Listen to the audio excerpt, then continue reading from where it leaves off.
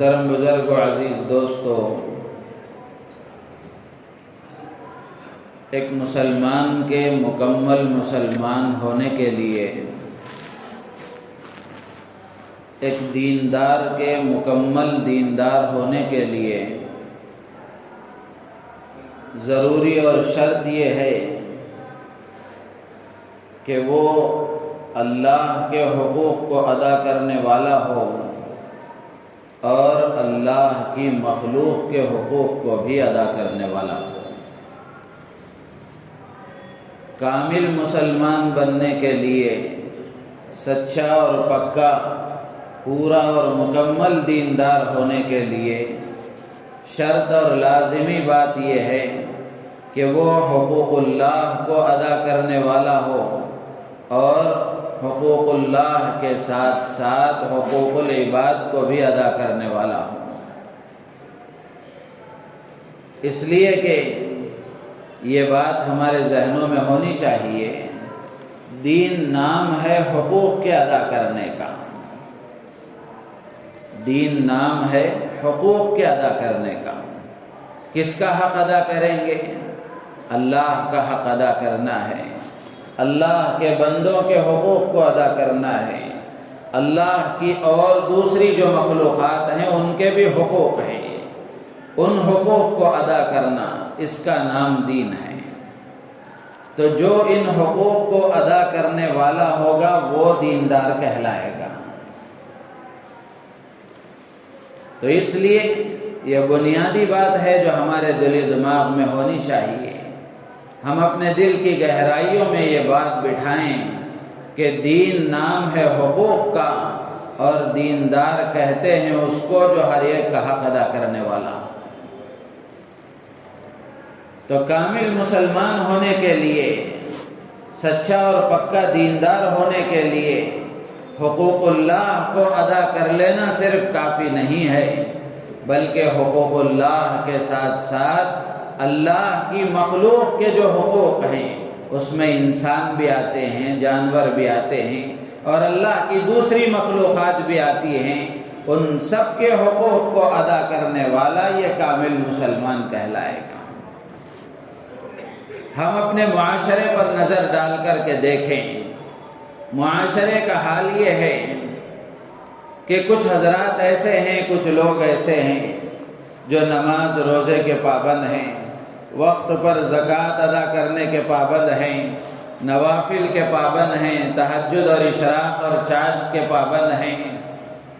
عمرے بار بار کرتے ہیں، حج بار بار کرتے ہیں، اور بہت سارے اللہ کے حقوق وہ سب ادا کرتے ہیں، لیکن حقوق العباد سے بالکل غافل ہیں۔ اللہ کے بندوں کے حق کی بات آتی ہے تو وہ اس کے سلسلے میں بالکل زیرو ہے، نہ ان کے معاملات صحیح ہیں، نہ ان کا لین دین صحیح ہے، نہ والدین کے ساتھ تعلق صحیح ہے، نہ اولاد کے ساتھ تعلق صحیح ہے، نہ بیوی کے ساتھ تعلق صحیح ہے، نہ رشتہ داروں کے ساتھ تعلق صحیح ہے، نہ ملازموں کے ساتھ تعلق صحیح ہے، نہ پڑوسیوں کے ساتھ تعلق صحیح ہے، نہ محلے والوں کے ساتھ تعلق صحیح ہے، نہ ملنے جلنے والوں کے ساتھ تعلق صحیح ہے، جبکہ وہ حقوق اللہ کے معاملے میں بالکل آگے ہیں۔ نماز روزے کے پابند ہیں، زکوٰۃ روزہ کے پابند ہیں، حج و عمرے کے پابند ہیں، فرائض کے پابند ہیں، نوافل کے پابند ہیں، لیکن معاملات کی جہاں بات آتی ہے، حقوق العباد کی جہاں بات آتی ہے، اس میں گڑبڑ ہے۔ اور بہت ایسے بھی ملیں گے جو حقوق اللہ سے بالکل غافل ہیں، نماز روزے کا کوئی ٹھکانہ نہیں، زکوٰۃ کا کوئی ادا کرنے کا معاملہ نہیں ہے، حج و عمرے کا کوئی معاملہ نہیں ہے، اللہ کے حقوق سے بالکل غافل ہیں، لیکن بندوں کے حقوق کے معاملے میں ان کا معاملہ درست ہے، معاملات کے صحیح ہیں، زبان کے سچے ہیں، اور بول کے پکے ہیں، اپنی بات کے پکے ہیں، رشتہ داروں کے حقوق بھی ادا کرتے ہیں، ماں باپ کے حقوق بھی ادا کرتے ہیں، پڑوسیوں کے حقوق بھی ادا کرتے ہیں، تو اللہ کے بندوں کے حقوق کے معاملے میں وہ بالکل درست ہے۔ تو کچھ لوگوں کا وہ حال ہے، کچھ لوگوں کا یہ حال ہے۔ تو الغرض مسلمان کامل ہونے کے لیے دونوں میں کامل ہونا ضروری ہے، دونوں حقوق کو ادا کرنا ضروری ہے۔ تو یہ معاشرے کا حال ہے۔ اگر ہم غور کریں قرآن و حدیث میں کہ قیامت کے دن یہ جو دو طرح کے لوگ ہیں ان کے سلسلے میں کیا ہوگا، ان کے ساتھ کیا معاملہ ہوگا، کیا سلوک کیا جائے گا، اس لیے کہ دونوں حقوق کو ادا کرنے والے کہ اللہ کے حق کا بھی وہ پاس و لحاظ رکھتے ہوں، اللہ کے بندوں کے حقوق بھی وہ صحیح طریقے سے ادا کرتے ہوں، ایسے لوگ معاشرے میں کم پائے جاتے ہیں، اور انہی کی بدولت اللہ تبارک و تعالی کائنات کا نظام چلاتا ہے۔ تو قیامت کے دن کے بارے میں اگر ہم دیکھیں گے معاملہ حقوق اللہ کا ہو تو اس کے سلسلے میں تو بات یہ ہے کہ وہ حق اللہ کا ہے، اللہ تبارک و تعالی چاہیں گے تو اپنی قدرت سے اور اپنے فضل سے معاف فرما دیں گے، اور اگر اللہ کی طرف سے معافی نہ ہو تو پھر وہ اس کی سزا پائیں گے۔ یہ تو حقوق اللہ کا معاملہ ہے۔ لیکن جہاں تک بات حقوق العباد کی ہے، یہ بڑا سنگین معاملہ ہے، یہ بڑا سنگین معاملہ ہے۔ ایک واقعے سے آپ کو اندازہ ہوگا کہ حقوق العباد کتنا اہم معاملہ ہے اور حقوق العباد کی ادائیگی کتنی اہم اور ضروری ہے۔ کتابوں میں لکھا ہے، رسول اللہ صلی اللہ علیہ وسلم نے ارشاد فرمایا، ایک مرتبہ آپ نے صحابہ سے پوچھا کہ کیا تم جانتے ہو کہ مفلس کون ہے، تندرست اور غریب کون ہے؟ صحابہ کرام رضوان اللہ تعالی علیہم اجمعین نے فرمایا کہ اللہ کے نبی، مفلس وہ ہے جس کے پاس مال و دولت نہ ہو، درہم و دینار نہ ہو، ظاہری اسباب اور سامان نہ ہو۔ معاشرے میں تو اسی کو مفلس کہا جاتا ہے۔ اللہ کے نبی علیہ السلام نے ارشاد فرمایا کہ مفلس تو وہ ہے کہ قیامت کے دن جو بہت ساری عبادتوں کو لے کر آئے گا، نمازیں بھی ہوں گی، روزے بھی ہوں گے، زکوٰۃ بھی ہوگی، حج و عمرے بھی ہوں گے، تہجد بھی ہوگی، اشراق و چاشت بھی ہوگی، اوابین بھی ہوگی، حقوق اللہ تو سب ہوں گے، لیکن اس نے حقوق العباد میں کمی کی ہوگی، کسی کا مال کھایا ہوگا ناحق، کسی یتیم کو ستایا ہوگا، کسی رشتہ دار کو ناحق تکلیف دی ہوگی، کسی کو گالی گلوچ کیا ہوگا، کسی کا حق دبایا ہوگا،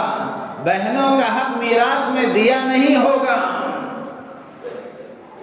تو ایسے حقوق العباد اس کے ذمے میں باقی رہیں گے۔ اللہ کے نبی علیہ السلام نے فرمایا کہ قیامت کے دن یہ سارے مظلومین جن جن کا حق اس کے ذمے میں ہوگا، جن جن کا حق اس نے دبایا ہوگا اور جن جن کو اس نے تکلیف دی ہوگی، وہ سب اللہ کی بارگاہ میں اپنا مقدمہ پیش کریں گے کہ پروردگار عالم، اس نے مجھے گالی دی تھی، اس نے مجھے ستایا تھا، اس نے ناحق میرا مال کھایا تھا، اس نے مجھے فلاں طریقے سے تکلیف دی تھی۔ بہنیں خدا کی دربار میں مقدمہ دائر کریں گی کہ اس نے، میرے بھائی نے میراث میں میرا حق نہیں دیا تھا، وراثت کا جو حصہ میرے ذمے میں آنا چاہیے تھا وہ حصہ اس نے مجھے نہیں دیا تھا۔ وہ تو انصاف کی عدالت ہوگی، رشوت کا معاملہ تو وہاں نہیں ہوگا، وہاں کسی کی سفارش بھی نہیں چلے گی، اور وہاں رشوت کا معاملہ بھی نہیں ہوگا، انفلوئنس نہیں ہوگا، کسی کی تائید سے کام نہیں چلے گا۔ اللہ تبارک و تعالی حاکم ہوں گے، اللہ تعالیٰ کی عدالت ہوگی، دربار ہوگا، اللہ تعالیٰ فیصلے کے لیے بیٹھے ہوں گے، تو اللہ تبارک و تعالی فیصلہ فرمائیں گے کہ اس کی نیکیاں ان کے اعمال کے بقدر اٹھا کر اس کو دے دی جائیں، جس کو گالی دی ہوگی اس کی نمازیں اس کو دے دی جائیں گی، جس کا مال ناحق کھایا ہوگا اس کے روزے اس کو دے دیے جائیں گے، جس کو ناحق ستایا ہوگا اس کے حج و عمرے اس کو دے دیے جائیں گے۔ تو اس طرح حق کا مطالبہ کرنے والے آتے رہیں گے اور اس کی نیکیاں ختم ہوتی رہیں گی۔ اللہ کے نبی علیہ السلام نے فرمایا کہ یہاں تک معاملہ پہنچے گا کہ اس کے سارے نیک اعمال ختم ہو جائیں گے، لیکن حق کا مطالبہ کرنے والے، حقوق کا مطالبہ کرنے والے ابھی باقی رہیں گے۔ پھر اللہ تعالیٰ فرمائیں گے کہ جن کا حق اس کے ذمے میں ہے ان کے گناہوں کو لا کر اس کے نام اعمال میں ڈال دیا جائے، تو اس کے حق کے برابر وہ حق والے کے گناہ اٹھا کر اس کے سر پر ڈال دیے جائیں گے، یہاں تک کہ پورے کا پورا نام اعمال گناہوں سے بھرا ہوا ہوگا، ایک نیکی نہیں ہوگی۔ پھر سوائے جہنم کا ایندھن بننے کے اور سوائے بربادی کے، تباہی کے کچھ نہیں ہوگا۔ تو میرے عزیز و دوست بزرگوں، اس واقعے سے اندازہ ہوتا ہے کہ حقوق العباد کی کتنی اہمیت ہے، حقوق العباد کی کتنی اہمیت ہے، اور اللہ کے بندوں کا حق ادا کرنا کتنا ضروری ہے۔ لیکن ہم اپنے معاشرے پر نظر ڈال کر کے دیکھیں، ہر آدمی اپنے بارے میں غور کرے، ہر آدمی اپنے بارے میں غور کرے کہ اللہ کے بندوں کے حقوق کی ادائیگی کے سلسلے میں میرا کیا حال ہے، میں اللہ کے بندوں کے حقوق کتنا ادا کرتا ہوں، ماں باپ کا حق ہے میں کتنا ادا کر رہا ہوں، اولاد کا حق ہے میں کتنا ادا کر رہا ہوں، پڑوسیوں کا حق ہے میں کتنا ادا کر رہا ہوں، رشتہ داروں کا حق ہے میں اس کو ادا کرنے میں کتنا پابند ہوں، ملازموں کا حق ہے اور دوست و احباب کا حق ہے اور عام مسلمان کا حق ہے اور اللہ کے ہر بندے کا حق ہے اور اللہ کی ہر مخلوق کا حق ہے۔ تو ان حقوق کی ادائیگی میں میں کتنا سنجیدہ ہوں اور اس کو میں کتنا ادا کر رہا ہوں۔ ہر آدمی اپنے بارے میں غور کرے۔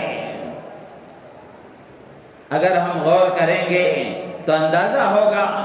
کہ ایک بڑا طبقہ وہ ہے جو حقوق العباد کی ادائیگی میں کوتاہی میں مبتلا ہے، حقوق العباد کی ادائیگی کی طرف توجہ نہیں ہے، بلکہ مسلمانوں نے یہ سمجھ لیا کہ صرف 4 نمازیں 5 نمازیں پابندی کے ساتھ پڑھ لی جائیں، کچھ رمضان میں روزے رکھ لیے جائیں اور اللہ نے مال دیا ہو تو حج و عمرہ کر لیا جائے تو کام ہو جائے گا۔ قرض پر قرض چڑھتا جا رہا ہے اور یہ حج و عمرے کو جا رہے ہیں۔ میرے عزیز و دوست بزرگوں، سودی قرضوں میں مبتلا ہیں، لیکن اس کے باوجود زندگی گزارنے کا جو اسٹیٹس ہے عیاشی میں مبتلا ہیں، قرضوں کی ادائیگی کی کوئی فکر نہیں ہے۔ قرض خواہوں کا حق ہے۔ تو اس لیے حقوق العباد کی ادائیگی بڑی اہم چیز ہے، بڑی اہم بات ہے۔ حقوق اللہ میں اگر کچھ کمی ہو جائے گی، اللہ تعالیٰ رحمان و رحیم ہیں، لطیف و مہربان ہیں اپنے بندوں پر، اللہ تبارک و تعالیٰ چاہیں گے اپنے فضل سے معاف فرما دیں گے، لیکن اللہ کے فضل پر بھروسہ کرتے ہوئے آدمی کو اللہ کے حقوق کی ادائیگی میں کوتاہی نہیں کرنا چاہیے۔ اگر کوتاہی ہو گئی، اگر غفلت ہو گئی تو پھر اللہ کی رحمت سے امید لگانا ضرور چاہیے، لیکن اللہ کے رحمان و رحیم ہونے پر بھروسہ کرتے ہوئے اور اس پر اعتماد کرتے ہوئے آدمی بالکل عبادتوں سے غافل ہو جائے، یہ اللہ کے ساتھ بغاوت ہے، یہ اللہ کے ساتھ بغاوت ہے۔ غالباً حضرت حسن بصری رحمۃ اللہ علیہ نے فرمایا تھا کہ اللہ کے رحمان و رحیم پر آدمی بھروسہ کرتے ہوئے اور اللہ کی ذات پر امید لگاتے ہوئے کہ اللہ تعالیٰ بڑے غفور الرحیم ہیں، معاف فرما دیں گے اور اللہ تعالیٰ میرے سارے خطاؤں کو معاف فرما دیں گے، تو اللہ کی رحمت پر امید لگا کر گناہ کرتے رہنا یہ آدمی کو کفر تک پہنچا دیتا ہے۔ نتیجہ یہ ہوتا ہے کہ آدمی اس گناہ کے راستے پر چلتا چلتا، اس لیے کہ گناہ کا جو راستہ ہے یہ کفر کا راستہ ہے۔ جیسے اللہ کے نبی علیہ السلام نے فرمایا بین العبد و بین الکفر ترک الصلاۃ، کہ بندے اور کفر کے درمیان میں نماز کا چھوڑنا فرق رکھتا ہے، کہ نماز کا پابند ہے تو وہ ایمان کی طرف ہے، نماز کے چھوڑنے کا عادی اگر ہو گیا ہے تو وہ کفر کے راستے پر پڑ گیا ہے، وہ کفر کے راستے پر پڑ گیا ہے۔ اللہ حفاظت فرمائے کہ اگر یہی روش رہی، نمازوں کے چھوڑنے کا وہ عادی ہو گیا، گناہوں کا وہ عادی ہو گیا، تو یہ گناہ آہستہ آہستہ اسے لے جا کر کفر کے گڑھے میں ڈھکیل دیں گے۔ تو میرے عزیز و دوست و بزرگوں، اللہ کی رحمت پر امید ضرور لگانا چاہیے۔ امام غزالی رحمۃ اللہ علیہ نے لکھا ہے کہ آدمی کی زندگی میں ایک مرحلہ جوانی کا آتا ہے، ایک مرحلہ بڑھاپے کا آتا ہے۔ تو امام غزالی رحمۃ اللہ علیہ نے لکھا ہے کہ جوانی میں آدمی پر اللہ کا خوف غالب ہونا چاہیے،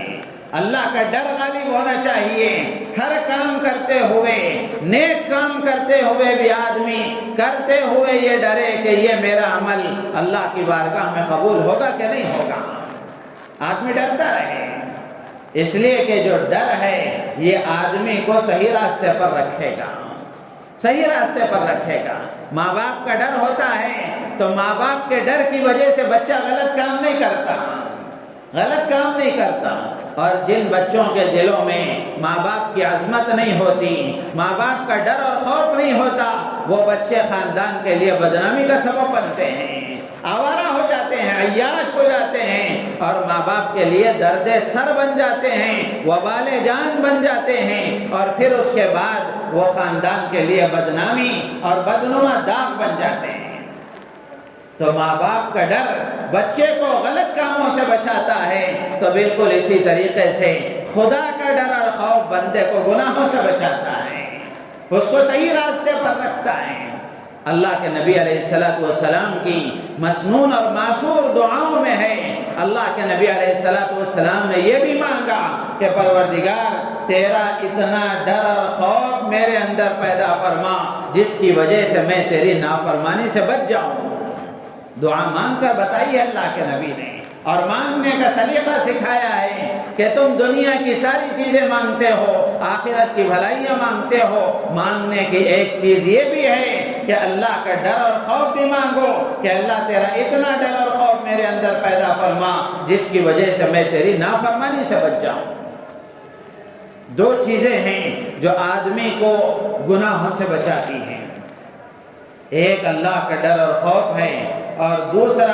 آخرت کے دن اللہ کے سامنے کھڑے ہونے کا اور جواب دہی کا احساس ہے۔ یہ دو چیزیں جس آدمی کے اندر ہوتی ہیں اس کی زندگی گناہوں سے پاک و صاف ہوتی ہے۔ مثال کے طور پر وہ کاروبار کر رہا ہے، جو چیز بیچ رہا ہے اس میں عیب ہے، وہ عیب سامنے خریدنے والے کو معلوم نہیں ہو سکتا، اس کو الو بنا کر بیچ دیا جا سکتا ہے اور اس کو دھوکے میں رکھ کر بیچ دیا جا سکتا ہے، لیکن اگر بیچنے والے کے دل میں اللہ کا ڈر اور خوف ہوگا تو وہ یہ سوچے گا کہ مشتری اور خریدنے والے کو تو معلوم نہیں ہے کہ اس میں کیا عیب ہے، لیکن اللہ تو جانتا ہے، کل قیامت کے دن اللہ پوچھیں گے تو میں کیا جواب دوں گا۔ یہ احساس اس کو مجبور کرے گا اس بات پر کہ وہ خریدنے والے کو وہ عیب بتائے کہ اس میں یہ عیب ہے، اس عیب کے ساتھ اگر آپ خریدنا چاہو تو اس کی یہ قیمت ہے۔ میرے عزیز و دوست بزرگوں، بازاروں میں جو بے احتیاطی ہے، بازاروں میں جو بے ایمانی ہے، دھوکے بازی ہے، اس کا بڑا سبب یہ ہے کہ مسلمان تاجروں کے دلوں سے اللہ کا ڈر رخصت ہو گیا، اللہ کا ڈر و خوف نکل گیا۔ تو اس لیے اللہ کا ڈر اور خوف غالب ہونا چاہیے جوانی میں، تو آدمی جوانی کے غلط کاموں سے بچ جاتا ہے۔ اور اسی طریقے سے امام غزالی رحمۃ اللہ علیہ نے فرمایا کہ جوانی میں اللہ کا ڈر اور خوف غالب ہو، بڑھاپے میں اللہ کی ذات سے امید غالب ہو، اس لیے کہ بڑھاپے کا مرحلہ وہ ہوتا ہے ہاتھ و پیر جواب دے جاتے ہیں، اعضاء میں وہ قوت نہیں ہوتی، کمزوری کی وجہ سے بسا اوقات آدمی بہت زیادہ عبادتیں نہیں کر پاتا۔ تو آدمی اللہ سے امید لگائے رکھے اور اللہ سے مانگتا رہے کہ پروردگار عالم جو کچھ مجھ سے ہو سک رہا ہے وہ میں کر رہا ہوں، آگے جو کوتاہی ہو رہی ہے تو اپنے فضل سے معاف فرما، تو اپنے فضل سے معاف فرما۔ تو تو جوانی میں خوف غالب ہونا چاہیے، ڈر غالب ہونا چاہیے۔ آپ اندازہ لگائیں مثال کے طور پر، اگر کسی جوان کے اندر اللہ کا ڈر اور خوف غالب ہوگا تو کیا وہ نشے کا استعمال کر سکے گا؟ اگر کسی کے اندر اللہ کا ڈر اور خوف غالب ہوگا تو کیا وہ کسی نامحرم عورت پر نگاہ ڈال سکے گا؟ اگر کسی پر اللہ کا ڈر اور خوف غالب ہوگا تو کیا وہ موبائل میں کسی نامحرم عورت سے بات کر سکے گا؟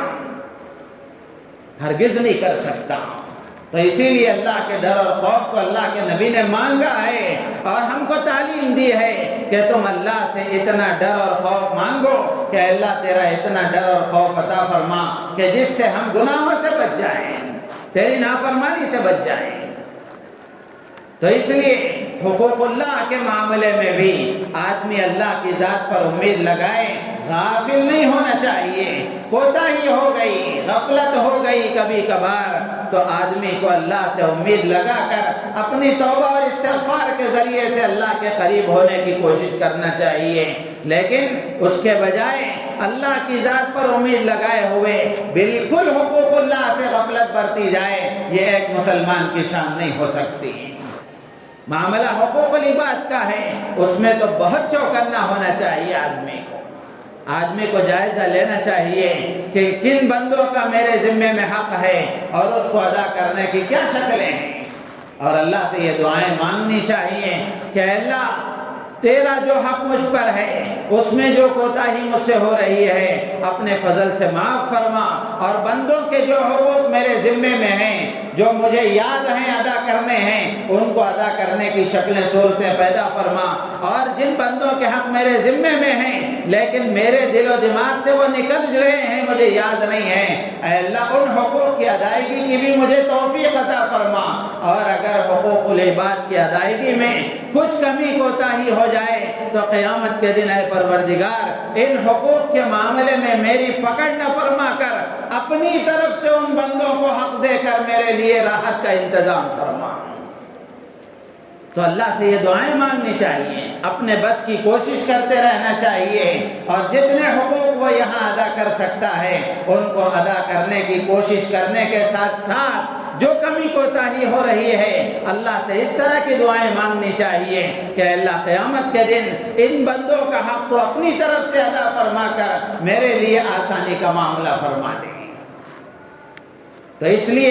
حقوق العباد کی اہمیت ہمارے دل و دماغ میں مضبوطی کے ساتھ بیٹھنا چاہیے۔ جتنی غفلت حقوق العباد سے اس وقت مسلم معاشرے میں ہے، صحابہ کرام رضوان اللہ تعالی علیہم اجمعین کی زندگیوں میں ہم دیکھیں گے تو صحابہ کو حقوق العباد کا کتنا اہتمام تھا۔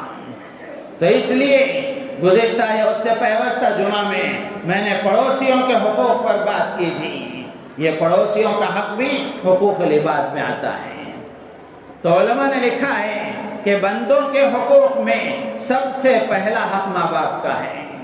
سب سے پہلا حق ماں باپ کا ہے، اس لیے کہ قرآن پاک میں اللہ تبارک و تعالی نے اپنے حق کی ادائیگی کے بعد میں، یعنی اپنی عبادت کا حکم دینے کے بعد میں اللہ نے بے شمار جگہوں پر والدین کے ساتھ حسن سلوک کی ترغیب دی ہے۔ وَقَضَى رَبُّكَ أَلَّا تَعْبُدُوا إِلَّا إِيَّاهُ وَبِالْوَالِدَيْنِ إِحْسَانًا۔ اللہ فرماتے ہیں اللہ نے حکم دیا تمہیں اس بات کا کہ تم صرف اور صرف اسی کی عبادت کرو، اور اس کے متصل بعد اللہ فرماتے ہیں اس کے فوراً بعد اللہ کا حکم ہے کہ تم ماں باپ کے ساتھ احسان کرو، ماں باپ کے ساتھ حسن سلوک کرو۔ تو یہ پہلا حق ہے بندوں میں ماں باپ کے ساتھ کا۔ اس پر بہت مرتبہ آپ حضرات کے سامنے بات ہو چکی کہ آدمی کو ماں باپ کے حقوق کے ادا کرنے میں چوکنا ہونا چاہیے، اور ظاہر سی بات ہے کہ یہ ماں باپ ہمارے دنیا میں آنے کا سبب بنے ہیں۔ انہوں نے ہمیں پالا ہے، پوسا ہے، بڑا کیا ہے، ہمیں اس قابل بنایا ہے کہ ہم اب کچھ کام کر رہے ہیں، کچھ سمجھ رہے ہیں۔ ہمارے لیے انہوں نے تعلیم و تربیت کا انتظام کیا ہے، آگے کی زندگی کے سارے مراحل انہوں نے اپنی نگرانی میں طے کرائے ہیں۔ باپ بوڑھا ہو جاتا ہے بچہ جوان ہوتے ہوتے، ماں کی ہڈیاں کمزور ہو جاتی ہیں اولاد کی تربیت کرتے کرتے، جب ان کو بچوں کی ضرورت ہوتی ہے اگر بچے ان کے لیے سہارا نہ بنیں گے تو ان پر کیا گزرے گی، ان پر کیا گزرے گی؟ تو اس لیے ماں باپ کے حقوق کی ادائیگی کی پوری فکر کرنی چاہیے۔ اور ماں باپ کے حق کے سلسلے میں ایک بات عرض کر کے اپنی بات آگے بڑھاؤں کہ ماں باپ کا حق ایسا ہے کہ اس کی سزا اگر اس نے ماں باپ کا حق ادا نہیں کیا، ان کو دنیا میں تکلیف پہنچاتا رہا، ان کو سکون پہنچانے کا اہتمام نہیں کیا، ان کو ستاتا رہا، ان کو تکلیف دیتا رہا، جہاں اس کی سزائیں آخرت میں ہیں وہ ہیں، لیکن دنیا میں بھی اس کو سزا بھگتنی پڑے گی۔ اس کا نتیجہ اللہ تعالیٰ اسے دنیا میں بھی دکھائیں گے، دنیا میں بھی اس کو دکھائیں گے۔ تو اس لیے ماں باپ کا حق بڑا اہم حق ہے اور حقوق العباد میں سب سے پہلا حق ہے، اور آدمی ماں باپ کا حق ادا کرے گا تو وہ دنیا میں بھی خوشحال رہے گا، دنیا میں بھی چین و سکون سے رہے گا، اس لیے کہ ماں باپ وہ نعمتیں ہیں، باپ کا سایہ اتنا گھنا سایہ ہے کہ جب باپ دنیا سے رخصت ہو جاتا ہے اس کے بعد میں جب فتنے امڑ پڑتے ہیں، جب اس وقت میں دھوپ آتی ہے، کچھ تیزی محسوس ہوتی ہے، اس وقت میں آدمی کو خیال آتا ہے اور اس وقت میں احساس ہوتا ہے کہ اگر باپ ہوتا تو ان سارے فتنوں سے میں محفوظ ہو جاتا۔ اور ماں کا سایہ اتنا شفقت بھرا سایہ ہے کہ ماں کا وجود اللہ کی سب سے بڑی نعمت ہے، سب سے بڑی نعمت ہے، لیکن تربیت صحیح نہ ہونے کے نتیجے میں آج بچوں نے، اولاد نے ماں باپ کو بوجھ سمجھ لیا ہے، بوجھ سمجھ لیا ہے، جبکہ یہ ماں باپ ہمارے لیے رحمت کا سبب ہیں، اللہ کی نعمتوں کو کھینچ لانے کا سبب ہے۔ بہت مرتبہ میں نے سنایا ہے، حضرت مولانا منور حسین صاحب سورتی رحمۃ اللہ علیہ فرمایا کرتے تھے کہ اگر کسی ماں کا دل اولاد سے خوش اور راضی ہے تو پھر پوری دنیا کے اولیاء کاملین خطب و ابدال مل کر اس کے حق میں بددعا کریں گے تو ماں کی رضامندی اور ماں کی خوشنودی اس کا بیڑا پار کر کے رہے گی، ان سب کی دعاؤں کے نتیجے میں اس کو دھکا نہیں لگے گا۔ اور اگر اس کا الٹا ہے کہ آدمی ماں کو راضی کرنے کی فکر تو نہیں کر رہا ہے، ماں کو خوش کرنے کی کوشش تو نہیں کر رہا ہے، اور ماں کو راضی رکھنے کی کوشش تو نہیں کر رہا ہے، ماں باپ کی خدمت نہ کر کے بہت سارے اللہ والوں کی خدمت کر رہا ہے، اللہ والوں سے دعائیں لے رہا ہے، تو حضرت فرمایا کرتے تھے کہ ساری دنیا کے اولیاء کاملین کی دعائیں بھی اس کا بیڑا غرق ہونے سے بچا نہیں سکتی جس کی طرف سے اس کی ماں کا دل ناراض ہے۔ تو اس لیے میرے عزیز و دوست و بزرگوں، ماں باپ کا حق بڑا اونچا حق ہے، تو ماں باپ کے حق کا مرتبہ حقوق العباد میں سب سے پہلا ہے۔ دوسرا جو حق ہے علماء نے لکھا ہے رشتہ داروں کا حق ہے، رشتہ داروں کا حق ہے۔ اللہ تعالیٰ نے قرآن پاک میں فرمایا وَآتِ ذَا الْقُرْبَى حَقَّهُ کہ رشتہ داروں کو ان کا حق دو، حکم ہے اللہ کا کہ رشتہ داروں کو ان کا حق دو۔ بہت سارے حقوق علماء نے لکھے ہیں، تفصیل سے کسی موقع پر عرض کیے جائیں گے، اس وقت میں صرف ایک حق عرض کرنا ہے۔ دنیا میں اللہ تعالیٰ نے بندوں میں تقسیم ایسی فرمائی ہے کہ کسی کو اللہ نے خوشحال بنایا ہے اور کسی کو اللہ نے کچھ کم عطا فرمایا ہے، کسی کو اللہ نے بہت مال دیا ہے، کسی کو اللہ نے کچھ کم دیا ہے، یہ اللہ کی سنت ہے اور دنیا کے نظام کے چلانے کا طریقہ ہے۔ تو رشتہ داروں میں آدمی کے کچھ ایسے ہوں گے جو خوشحال ہوں گے، صاحب ثروت ہوں گے، صاحب حیثیت ہوں گے، مالدار ہوں گے، اور کچھ رشتہ دار غریب ہوں گے اور پریشان حال اور مجبور تنگدست ہوں گے۔ تو علماء نے لکھا ہے کہ اگر رشتہ دار غریب ہوں، تنگدست ہوں اور ضرورت مند اور محتاج ہوں تو صاحب حیثیت رشتہ داروں کا فرض بنتا ہے، ان کی ذمہ داری ہوتی ہے کہ وہ اپنے غریب رشتہ داروں کا تعاون کریں، اپنے غریب رشتہ داروں کا تعاون کریں، وہ بیمار ہے ان کے علاج و معالجے کا انتظام کریں، اور اگر ان کے نوجوان بچے اور بچیاں ہیں وہ ان کی شادیوں کے سلسلے میں پریشان ہیں، یہ نہیں کہ میں ایک پلنگ دلا کر رخصت ہو گیا یا 10-5-20 ہزار روپے دے کر پیچھے ہٹ گیا۔ اللہ نے آپ کو صاحب حیثیت بنایا ہے، اللہ نے آپ کو مال دیا ہے، اگر آپ میں اتنی استعداد ہے کہ آپ پوری شادی کا خرچ برداشت کر سکتے ہیں تو آپ کے لیے یہ ذمہ داری بنتی ہے کہ آپ اس غریب اپنے رشتہ دار کی بچی کی شادی یا بچے کی شادی میں پورا کردار ادا کریں، پورا رول ادا کریں۔ یا اگر وہ کاروباری پریشانیوں میں مبتلا ہے، غریب ہوگا تو کتنا بڑا اس کا کاروبار ہوگا، چھوٹا ہی نہ کاروبار ہوگا، تو اگر وہ کاروبار کی مشکلات میں مبتلا ہے تو اس کا تعاون کر کے اس کے پیروں کو مضبوط کرنا اور اس کو کاروبار میں منظم طریقے سے برابر کھڑا کرنا، یہ صاحب ثروت رشتہ داروں کی ذمہ داری ہے۔ اور دوسری بات یہ ہے کہ جو مالدار رشتہ دار ہیں، غریب رشتہ داروں پر احسان کر کے اور ان کے ساتھ حسن سلوک کرنے کے بعد میں احسان نہیں جتانا چاہیے،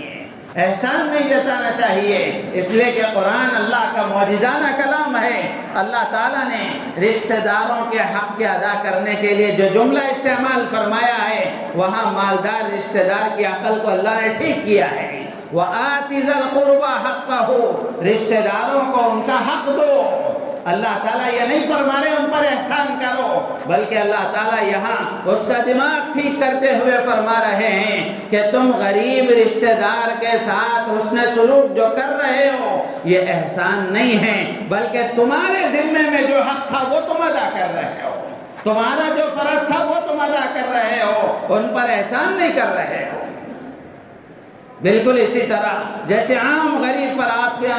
اگر اپنا تعاون پیش کریں گے، ان کے ساتھ حسن سلوک کریں گے تو ان کے لیے بھی اللہ تبارک و تعالی نے عام حکم ایمان والوں کو یہ دیا ہے، یا ایھا الذین آمنوا لا تبطلوا صدقاتکم بالمن والاذی، کہ اے ایمان والو احسان جتا کر کے، تکلیف دے کر کے اپنے صدقہ اور خیرات کو برباد مت کرو۔ تو آدمی کسی پر حسن سلوک کرتا ہے، کسی کے ساتھ تعاون کا معاملہ کرتا ہے اور کسی کی ضرورت کو پورا کرتا ہے، ضرورت پورا کرنے کے بعد احسان اگر جتاتا ہے تو اس کا مال بھی چلا گیا، ثواب بھی ختم ہو گیا، الٹا گناہ لازم ہو گیا۔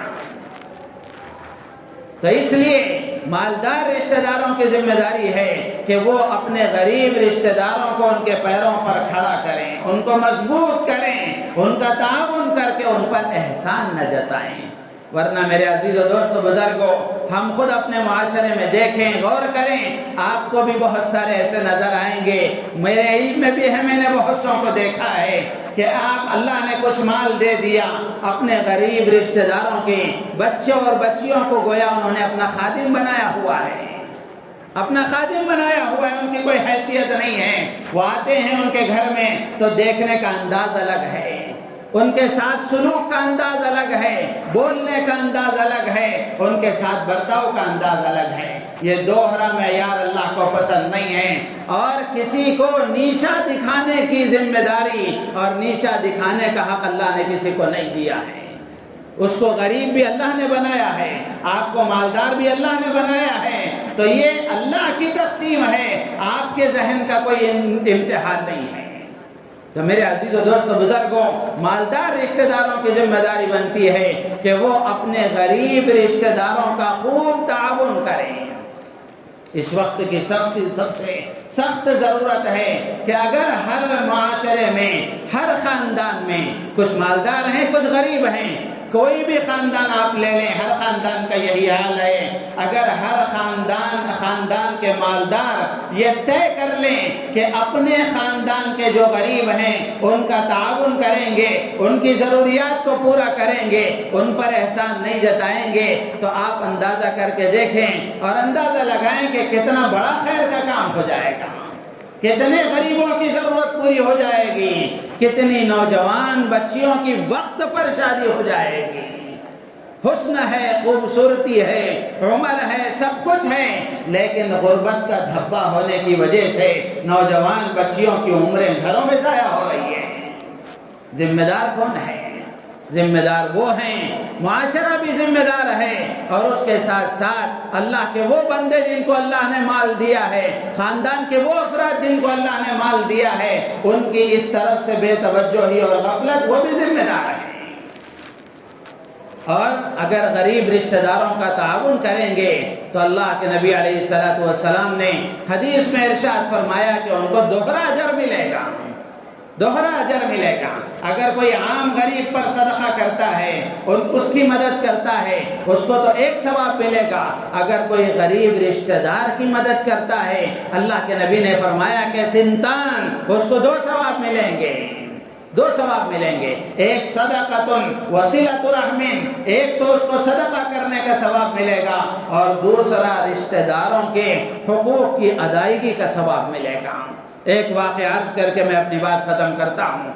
ام المومنین حضرت میمونہ رضی اللہ تعالیٰ عنہ حضور اکرم صلی اللہ تعالیٰ علیہ وسلم کی زوج محترمہ، آپ کی بیوی، امت کی ماں ہیں۔ ایک مرتبہ انہوں نے اپنی ایک باندی کو آزاد کر دیا، اپنی باندی کو آزاد کر دیا۔ اللہ کے نبی علیہ السلام نے فرمایا کہ میمونہ، اگر تم اس کو اپنے ماموں کو دے دیتی تو بڑا اجر پاتی۔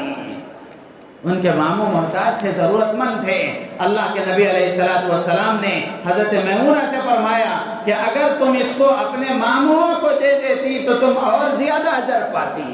تو یہ جملہ ارشاد فرما کر اللہ کے نبی علیہ السلام نے قیامت تک آنے والے انسانوں کو یہ پیغام دیا کہ اگر تمہیں تعاون کرنا ہے، کسی کی ضرورت کو پورا کرنا ہے، تو سب سے پہلے اپنے رشتہ داروں میں دیکھو، اپنے رشتہ داروں میں جو ضرورت مند ہوں اور غریب ہوں، ان کا تعاون کرو، ان کی ضرورتوں کو پورا کرنے کی کوشش کرو۔ اور ساتھ ساتھ ہمیشہ یہ ذہن میں ہونا چاہیے کہ اگر ہم اپنے غریب رشتہ داروں کا تعاون کر رہے ہیں تو ان پر احسان نہیں جتانا چاہیے، احسان نہیں جتانا چاہیے۔ احسان جتانے کا مطلب صرف زبان سے بولنا نہیں ہے، آنکھوں سے دیکھنے کا انداز بھی صحیح ہو، زبان سے بولنے کا انداز بھی صحیح ہو، ان کے ساتھ حسن سلوک کا معیار بھی صحیح ہو۔ ایسا نہیں کہ مالدار رشتہ دار آئے تو ان کے ساتھ ایک سلوک الگ ہے، غریب آیا تو اس کے ساتھ ایک سلوک الگ ہے، یہ بھی تکلیف دینے میں شامل اور احسان جتانے میں شامل ہے۔ سب ایک ساتھ آئیں تو سب کا ایک طرح کا معاملہ ہونا چاہیے، ایک طرح کا معاملہ ہونا چاہیے۔ اسی لیے جو غریب رشتہ دار ہوتے ہیں وہ اپنے مالدار رشتہ داروں کے تعاون سے دور بھاگتے ہیں اور کتراتے ہیں، اسی لیے کہ ہم بھوکے رہ لیں گے لیکن ان کا ایک پیسہ نہیں لیں گے، اس لیے کہ وہ ہم پر احسان جتاتے ہیں، ہمارے بچوں کو حقیر نگاہ سے دیکھتے ہیں اور ہمارے ساتھ سلوک صحیح نہیں کرتے ہیں۔ اگر ہم نے صحیح رویہ اختیار کیا، ان کے ساتھ بھی وہی معیار رکھا، تو پھر وہ غریب رشتہ دار بھی ہماری طرف قریب آئیں گے اور ہم ان کا تعاون کر کے اللہ کا قرب حاصل کریں گے، اللہ کا قرب حاصل کریں گے۔ اللہ تعالیٰ سے دعا ہے اللہ تبارک و تعالی ہم تمام کو حقوق اللہ کی ادائیگی کی بھی توفیق عطا فرمائے، حقوق العباد کی ادائیگی کی بھی توفیق عطا فرمائے۔ بقیہ باتیں اگلی جمعہ عرض کی جائیں گی۔ اللہ تعالیٰ ہم سب کو اور پوری امت مسلمہ کو عمل کی توفیق عطا فرمائے، ہماری نیتوں میں اخلاص پیدا فرمائے۔ آمین۔ وآخر دعوانا الحمدللہ۔